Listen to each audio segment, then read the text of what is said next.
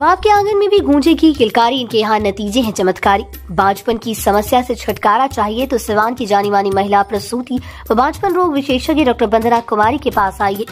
यहाँ 24 घंटे इमरजेंसी सेवाएं उपलब्ध है। पता है Vandana maternity care clinic, Pooja medical hall, doctor Ramaji Chaudhary से 100 कदम पूरब, डॉक्टर्स कॉलोनी, सीवान। काम करेंगे, ये तो एक रणनीति है। तो यही तो चिल्ला रहा है मोहम्मद कैफ की सब जात में जब रहबर बन चुके हैं, सब रात जात में जब नेता आ रहे, तो हमारे मुसलमान में नेता क्यों नहीं होगा? आखिर क्यों नहीं होगा? क्यों नहीं विधानसभा लड़ेगा? क्यों नहीं एमएलसी लड़ेगा? क्यों नहीं एमपी का टिकट से लड़ेगा? क्यों नहीं लड़ेगा भाई मारे? क्यों नहीं लड़ेगा? क्या उसका अपना ताकत नहीं बनाएगा? लोगों के पीछे पीछे घूमने ही उसकी ताकत है। हाँ, इतनी बड़ी आबादी होने के बाद। और जनगणना तो हुआ किस लिए हुआ है? जनगणना किस लिए कराया गया है? कि हमारी जो हम लोगों को मिलना चाहिए वो मिले, जो हमारी भागीदारी होनी चाहिए वो भागीदारी हो। एक सारण कमिश्नरी में विधायक नहीं है, एक सारण कमिश्नरी में एमएलसी नहीं है, एक सारण कमिश्नरी में एक एमपी नहीं है। आप कहां है मेरे भाई? नगर परिषद का चेयरमैन तक नहीं है। आप कहां है? सिर्फ आपको बरगलाया जाता है, आपको बीजेपी का डर दिखाया जाता है। अब तो बीजेपी पूरे तरीके से हावी हो चुकी है।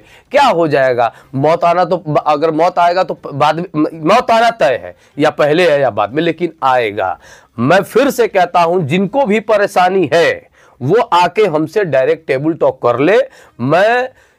मैं टेबल टॉक करने के लिए भी तैयार हूं और हर महीने में मैं तैयार हूं। जिस तरीके से अगर आपको मेरे से मसला है तो आप बात कीजिए, और नहीं तो आप खुल के बोल दीजिए कि मुसलमान राजनीति ना करें।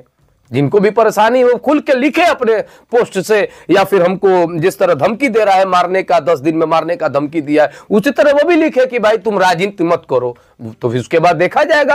तो कम से कम ये भी तो चेहरा सामने आना चाहिए। और मैं फिर से कहता हूं कि मैं सारे कलमा गोइयों मेरे भाई हैं, मुझे किसी से गिला शिकवा नहीं है, ना मैं किसी के पीछे लगा हूं। मैं आरएसएस और बीजेपी के पीछे लगा हूं, जो मेरे मस्जिद को उखाड़ रहा है, जो मेरे अजान के माइक को उतारने की बात कर रहा है, जो हमारे बड़े बुजुर्गानों के साथ मॉब लिंचिंग कर रहा है, जो मेरे युवा आ रहे हैं, जो मेरे बहनें आ रही हैं, उनको हिजाब उतारने की बात कर रहा है। और सबसे बड़ी चीज क्या है कि शरीयत में उन्होंने कानून बदल ही दिया, 3 तलाक वाले मामले में घुसे। आखिर उन लोगों को क्या पड़ी है भाई कि हमारे कौम के हर शरीयत में घुस रहे हैं? इसका मतलब यह है कि हमारी आजादी छीन रहे हैं।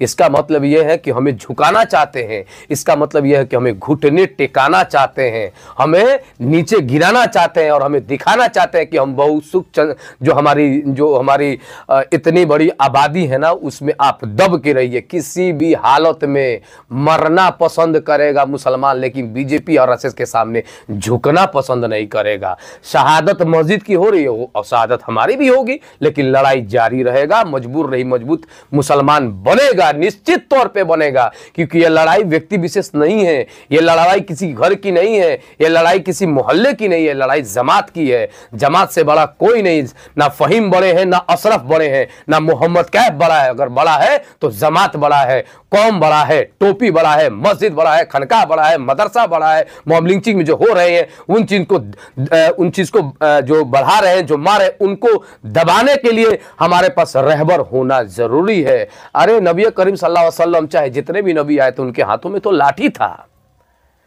जो नबी करीम सल्लल्लाहु अलैहि वसल्लम, चाहे जितने भी नबी आए, उनके हाथों में क्या था? लाठी था। लाठी किस लिए था? ये आप सेल्फ भी कीजिए और कभी कभी ऑफेंस भी कीजिए।